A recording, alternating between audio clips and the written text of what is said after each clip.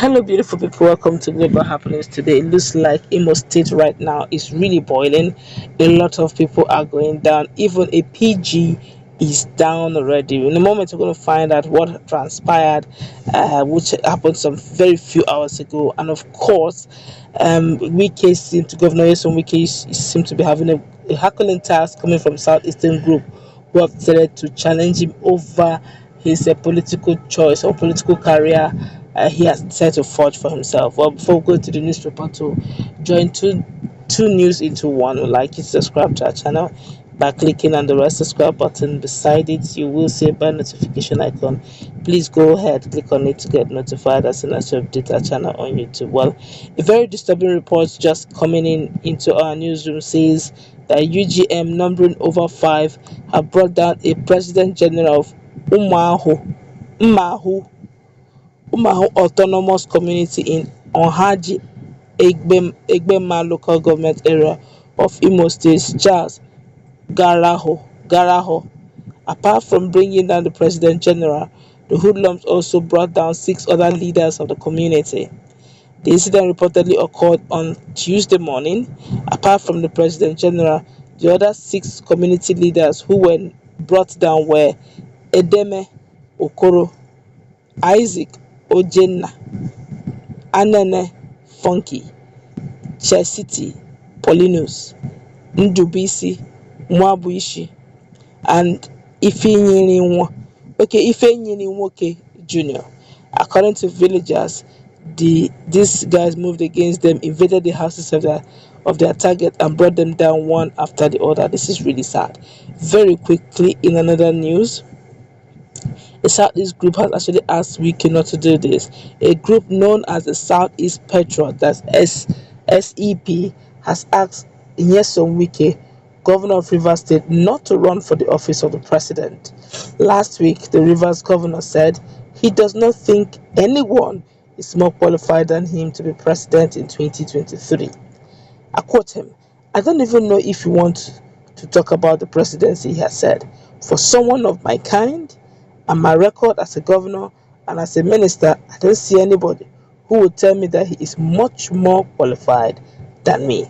But addressing a press conference in Abuja on Tuesday, Obunike Ohaji, SEP convener, that Southeast Patriot convener, had actually told newsmen that it will be self-serving if Wike runs for president. Ohaji said political parties should either zone the presidential ticket to either Southeast or Northeast, the region where former Vice President Atiku Abubakar hails from. "We believe that it will be insensitive to the agitation of the Southeast for anyone in South-South or Southwest to present themselves for the presidency at this time," the convener said. "We in SEP will consider such aspiration as being offensive to the sensitivities of the people of the Southeast. We consider it a fraud on the people of the Southeast in particular and Nigeria in general. Worse still, it will be ridiculous and totally self-serving if Governor Wike presents himself for 2023 presidential election. We strongly plead and say, Wike, do not run. We need to categorically repeat that we in SEP are committed to ensuring the emergence of the President of Nigeria from Southeast extraction in 2023. However, we are also aware that nobody from the Northeast has led Nigeria since 1970. Wow, this is quite emotional. A lot of Nigerians have started talking. Let's start with what is happening in Egbema.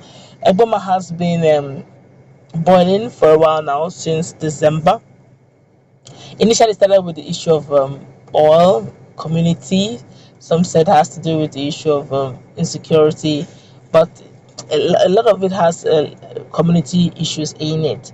But as we speak now, UGM, and one of the funny thing about this UGM over the months in Nigeria is the fact that we could be calling UGM that UGM is the one in charge of these UGM, but you may be surprised that these UGM are probably GMs, not UGM.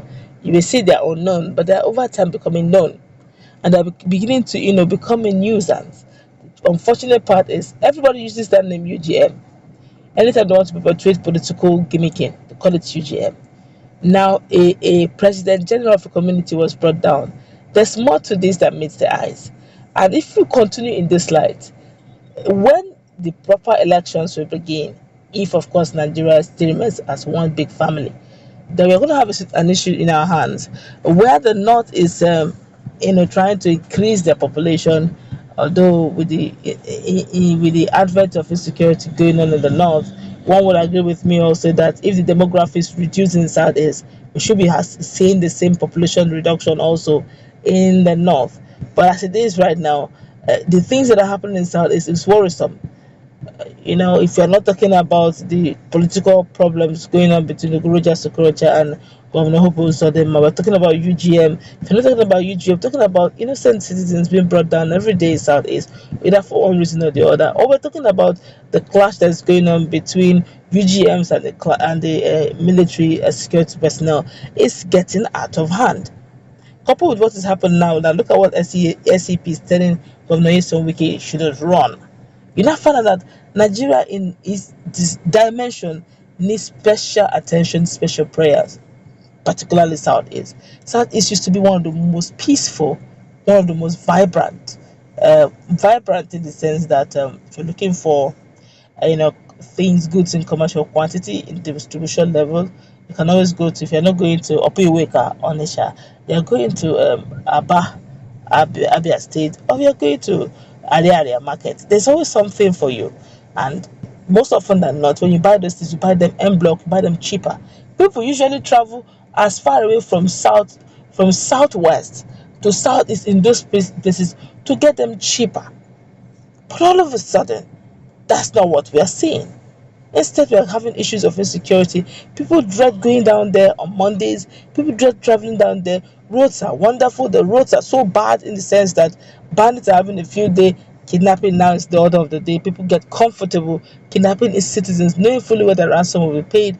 And it's still shocking and amazing that up till now, our senators have not, our lawmakers have not deemed it fit to see how they can, either pass a law that anyone caught confirmed to be kidnapper should be death by hanging.